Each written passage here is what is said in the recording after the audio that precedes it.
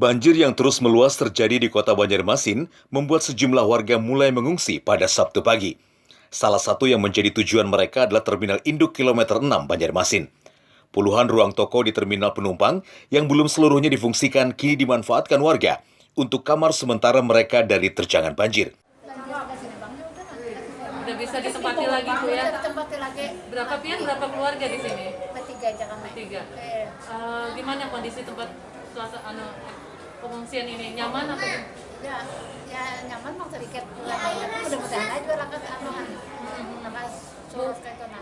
Jumlah pengungsi yang masuk ke terminal sudah mencapai 150 jiwa dan difasilitasi Dinas Perhubungan Provinsi Kalsel.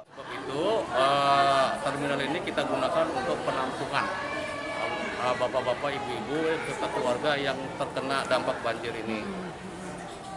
Berapa banyak totalnya? Sampai sekarang itu 181 ya yang terdaftar, tapi ini tambahan tadi banyak. Terus berdatangan Pak ya? Berdatangan terus dan kita terima terus.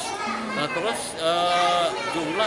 jumlah kios kita yang ada ini 103. Ya. Ini 50-an sudah terpakai, jadi masih ada kesempatan untuk tetap menerima masyarakat yang terdampak banjir ini. Dan yang kita fasilitasi kaitan dengan yang paling utama makanannya.